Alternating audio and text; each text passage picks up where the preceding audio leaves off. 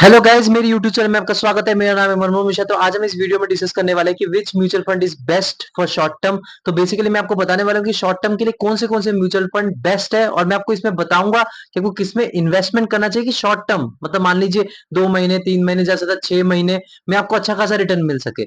मैं आपको इसमें तरीके बताऊंगा आप कैसे सिलेक्ट कर सकते हैं कौन से टाइप के म्यूचुअल फंड में, और मैं आपको लास्ट में ये भी बताऊंगा कि अभी के दौरान मतलब ऐसा कौन से म्यूचुअल फंड में आप इन्वेस्टमेंट कर सकते हैं। तो शॉर्ट टर्म के लिए मतलब मान लीजिए 6 महीने या 7 महीने में आपको अच्छा खासा रिटर्न मिल जाएगा। अच्छा खासा मतलब 10 से 15% तक रिटर्न मिल सकता है विद इन शॉर्ट टर्म।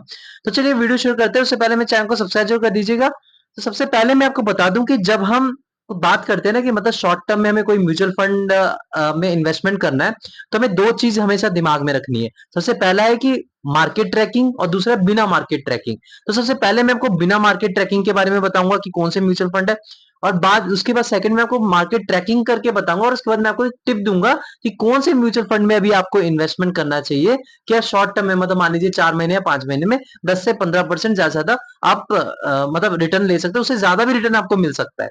तो चलिए मैं आपको बताता हूँ। सबसे पहले आपको बताता हूँ कि मतलब मार्केट बिना ट्रैक करने वाला।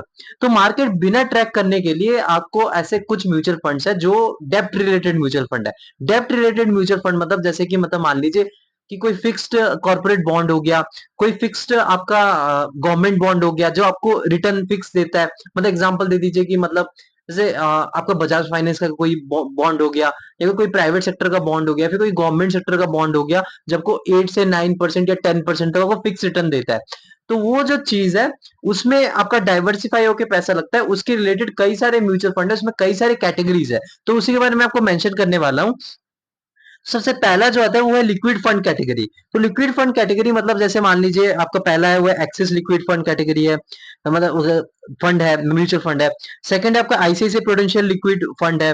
थर्ड है आपका आदित्य बिरला सन लाइफ लिक्विड फंड है। तो बेसिकली अगर आपका टारगेट 7% तक का है, और आप शॉर्ट टर्म में मतलब मान लीजिए 6 महीने या 5 महीने में, तो आप इसमें इन्वेस्टमेंट कर सकते हैं। लेकिन आप रिसर्च करके करिएगा, क्योंकि मुझे जितना एक्सपीरियंस है कि डेट फंड में अगर आपको 7 से 8% या 10% तक आपको इंटरेस्ट चाहिए, तो आप 6 महीने या 7 महीने में अगर आप इसमें इन्वेस्टेड रहते हैं तो आपको थोड़ा बहुत मिल जाता है, उसके करीब करीब मिल ही जाता है। तो सेकंड में आपका आता है अल्ट्रा शॉर्ट ड्यूरेशन फंड्स होते हैं।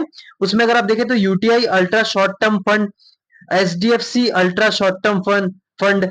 उसके बाद थर्ड है आपका कोटक सेविंग फंड्स। बेसिकली इसमें अगर आपको 7.42% तक का रिटर्न दे रखा है, अगर आप इसमें भी टाइम हॉरिजन वही 6 मंथ से 1 ईयर तक का रहता है। और उसके बाद आपका ये था अल्ट्रा शॉर्ट टर्म मतलब वही 6 मंथ से 1 ईयर। अगर आपको शॉर्ट टर्म के लिए चाहिए तो वो हो गया ICICI Prudential short term fund, HDFC short term डेप्ट फंड। तो बेसिकली सारे डेप्ट में ही लगा होता है। आप ये मत सोचिए कि इसमें इक्विटीज होती है, इसमें मोस्टली डेप्ट फंड्स ही होते हैं। और अगर इसका भी रिटर्न देखिए शॉर्ट ड्यूरेशन का, तो 8.5% तक का आपको रिटर्न मिलता है 1 ईयर में। और उसके बाद फोर्थ कैटेगरी आती है आपकी कॉर्पोरेट बॉन्ड फंड्स। तो कॉर्पोरेट बॉन्ड फंड्स में आ गया आपका एचडीएफसी कॉर्पोरेट बॉन्ड फंड, उसके बाद आपका आईसीआईसीआई प्रूडेंशियल कॉर्पोरेट फंड, उसके बाद आपका आदित्य बिरला सन लाइफ कॉर्पोरेट फंड। तो उसमें क्या है, आपका जो रिटर्न है वो 8.06% तक का मिल रखा है।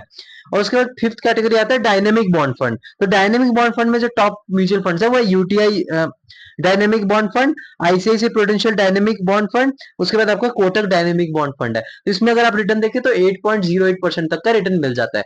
तो अगर आपका टारगेट 8% है, 7% है, 6% इतने के बीच में है, जैसा तो 10% मतलब रेंज है 6 से लेकर 10%। तो मैंने जो जो अभी म्यूचुअल फंड के बारे में डिस्कस किया, तो आप उसमें इन्वेस्टमेंट कर सकते हैं और अपना टाइम होरिजन 1 ईयर मान सकते हैं, और आपको इतना रिटर्न मिल जाता है। लेकिन यहाँ पे प्रॉब्लम ये है कि आपने डेट फंड में लगा दिया, चलो हाँ बेटर देन एफडी मिल जाता है थोड़ा बहुत, 1% या 2% या 3% आप मान सकते हैं। लेकिन इतने से तो ज्यादा काम नहीं बनेगा, आप सोचिए। लेकिन आपका टाइम भी ड्यूरेशन का मैं देखिए, टाइम बहुत बड़ा मतलब रोल प्ले करता है यहाँ पे। जब आप इन्वेस्टमेंट करते हैं तो आपको टाइम ओरिजिन अगर ज्यादा ले रखा है, तो तभी आप इन चीजों में नहीं घुसते। लेकिन अगर आप शॉर्ट टर्म के लिए देख रहे हैं तो आपको ये करना पड़ेगा। अब सेकंड जो इंपॉर्टेंट चीज है, जो मैंने आपको पहले बताया था कि मार्केट ट्रैक करना, ये तो बिना मार्केट ट्रैक करे आपने बिना मार्केट ट्रैक करके डेब्ट फंड के बारे में जान लिया। अब मार्केट ट्रैक करके आप जो इन्वेस्टमेंट करते हैं उसमें आपको बता रहा हूँ 3 से या 6 महीने में आपको अच्छा खासा रिटर्न मिल जाता है। मतलब 10 से 15% और 20%, उसके बाद 30 से 40% तक का रिटर्न मिलने के भी चांसेस रहते हैं विद इन 1 ईयर। तो आप वो कौन से फंड्स है, मतलब आपको ट्रैक कैसे करें। देखिए मैं आपको बताता हूँ पहले कि कैसे आप ट्रैक करें, उसके बाद मैं आपको बताऊँ कौन सा भी फंड आप इन्वेस्टमेंट कर सकते हैं, अभी बताऊंगा उसके बारे में। सबसे पहले मैं आपको बता देता हूँ कि आप ट्रैक ऐसे कर सकते हैं कि मतलब जब कोई आपको न्यूज मिले ना, मतलब जैसे अभी रिसेंटली आप बताएंगे कि जैसे एग्जांपल ले लीजिए, रिसेंटली जो मार्च में एक आया था न्यूज गवर्नमेंट का स्ट्रेस टेस्टिंग के बारे में। उन्होंने कहा था कि जो स्मॉल कैप फंड है और मिड कैप फंड है, इसमें बबल क्रिएट हो रहा है। बबल मतलब क्या हो रहा है कि वो इंटरेस्ट तो बड़ा बड़ा दिखा रहे कि भाई 30% 40%, लेकिन अंदर से खोखला है, मतलब ऊपर से फूला फूला दिख रहा है, अंदर से एकदम खोखला है। तो ये चीजें जो स्ट्रेस टेस्टिंग गवर्नमेंट ने इसलिए करवाई ताकि वो एक्चुअली जान सके कि अगर वो अमाउंट को लिक्विडेट कर दे, तो मतलब जो उसमें इन्वेस्टमेंट हो रखा है, तो कितना उनको मतलब कितने दिनों में वो लिक्विडेट हो जाएगा।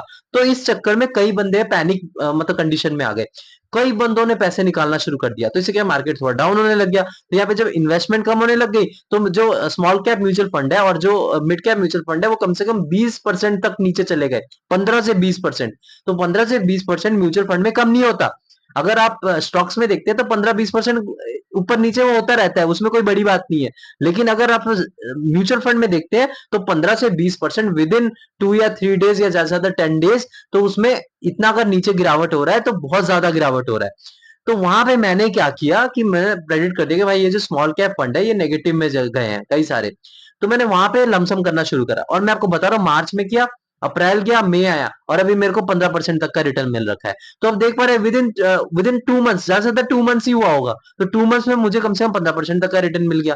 तो ये मार्केट ट्रैकिंग हो गया। अब आपका सवाल आ रहा होगा, जो मेन मुद्दे पे आते हैं, जो आप मैंने स्टार्टिंग में बताया था कि मैं आपको वो म्यूचुअल फंड भी मेंशन करने वाला हूं, जो कि अभी 20 से 25% तक गिर रखा है विद इन 2 मंथ्स में। तो 20 से 25% मतलब कम नहीं होता है। तो अभी वो जो फंड है वो है आईटी रिलेटेड फंड्स है, डिजिटल फंड्स है। अगर आप देखें टाटा डिजिटल फंड या आईसीआईसी प्रूडेंशियल डिजिटल फंड, वो बेसिकली उनका जो इन्वेस्टमेंट होता है वो सेक्टरल फंड है, टेक्नोलॉजी रिलेटेड फंड्स होते हैं।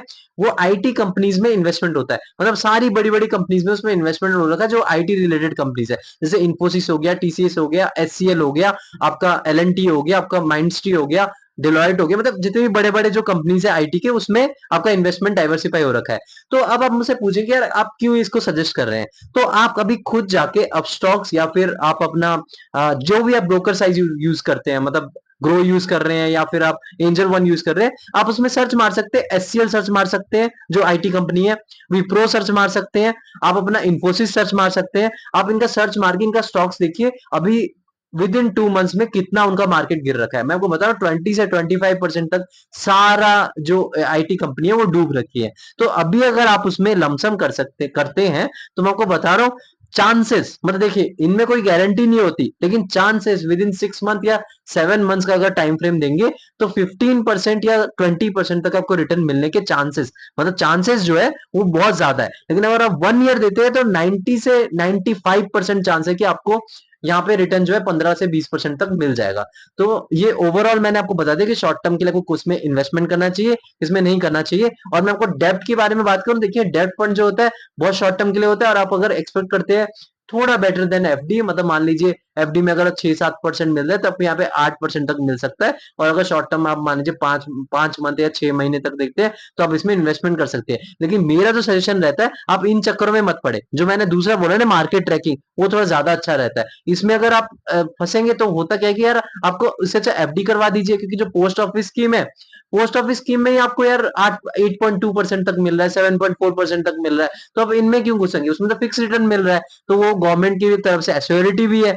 तो इसमें अगर आपको शॉर्ट टर्म में इतना मिल रहा है तो क्या फर्क पड़ता है, उससे अच्छा उसमें आप इन्वेस्टमेंट करके अपना मंथली इनकम स्कीम शुरू कर दीजिए। तो यहाँ पे जो है मतलब डेप्थ, जो प्योर डेप्थ फंड है, उसमें थोड़ा मैं इतना भरोसा नहीं करता, मैं खुद पर्सनली इसमें इन्वेस्टमेंट नहीं करता। मैं दूसरा तरीका अपनाता हूं जो मैंने आपको बताया कि मार्केट ट्रैकिंग का, अगर उसमें लमसम करता हूं, एसआईपी तो चलता रहता है, और उसके बाद मतलब ऊपर नीचे में एवरेज आउट होता रहता है, ऊपर नीचे जब मार्केट होती है तो उसमें पैसा लगता रहता है। और जब पैसा मार्केट ट्रैक करता है कि भाई नीचे जा रहा है, अगर 20 से 25% तक नीचे गया, भाई म्यूचुअल फंड में बहुत ज्यादा होता है, तो तब जाके थोड़ा बहुत लमसम कर दिया, तो उसमें क्या एवरेज आउट होकर थोड़ा बहुत अल्फा जनरेट हो जाता है। लेकिन जो डेब्ट फंड्स है उसमें थोड़ा रिटर्न जो है वो 7-8% या 9% तक ज्यादा ज्यादा मिलता है। तो रिस्क तो होता नहीं है डेब्ट फंड में ज्यादातर, लेकिन फिर भी आप रिस्क तो ले ही रहे हैं। जब म्यूचुअल फंड की बात आती है तो जब रिस्क ले रहे हैं तो यार थोड़ा अच्छा खासा रिटर्न क्यों ना जनरेट करे, उससे अच्छा अगर 7-8% मिल रहा है तो अपना पोस्ट ऑफिस या दूसरे स्कीम में लगा सकते हैं। तो मैं तो रेकमेंड नहीं करूंगा। तो मैं चैनल को सब्सक्राइब जरूर कर दीजिएगा, आप अपने रिसर्च के हिसाब से इन्वेस्टमेंट करिएगा। ये नहीं कि मैंने बोल दिया तो आप वो करेंगे। तो मेरे चैनल को सब्सक्राइब कर दीजिए, मैं ऐसी वीडियो लाता रहता हूँ। Thank you.